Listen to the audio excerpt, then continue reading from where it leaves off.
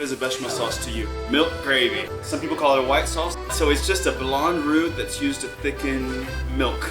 A blonde roux is melted butter, not brown butter, regular flour, not brown flour, and you need 10% of that weight of that liquid in flour to thicken it. And a roux is equal parts in weight of flour and butter. That's why you just try to dust flour over your bacon dripping, try to make gravy in the pan. Sometimes it's too thick, sometimes it's too thin. If you measure out the weight of that bacon grease, you need the same weight of fat and flour, and that will give you the perfect texture for the roux. Also, people are usually making gravy in a pan it's not a saucepan, it's a frying pan. It's not deep enough. Get in there and knock the lumps out. Once the butter is melted, but not browned, we're gonna add the flour in it all at once. You're gonna put this back over the flame, cook it slightly. It doesn't take very long, but you wanna cook that starch slightly so you don't have a starchy flavor. So I don't want the roux to get any color because it's a blonde roux.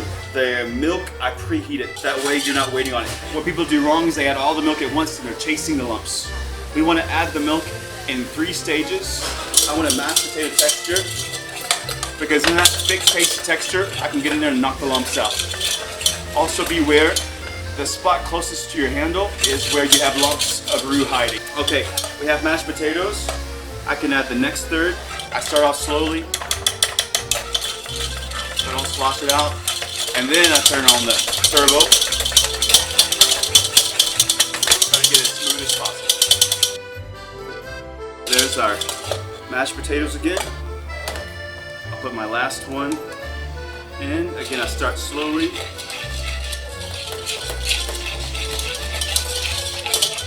And then you turn on the turbo. So it's according to what you're using the bechamel for, the texture. You can always thin out a bechamel if it's too thick, but if it's not thick enough, you gotta start over, right? And we're gonna be seasoning this with cayenne pepper and nutmeg and salt. People don't think of cayenne pepper when they think of French cuisine, but the island of Cayenne, the Ile de Cayenne, is a French island. And so it's used a lot in French cuisine, but not enough to make something spicy, just enough so that it lights up that spot on your tongue to make things more interesting. Now again, this is the most boring sauce of the day. However, it's the most useful. For example, tonight we're doing a gruyere and pancetta soufflé. For that, we're gonna make a bechamel with some pancetta in it, and then we're gonna whip some egg whites and we fold egg whites into our bechamel, and you have a savory soufflé.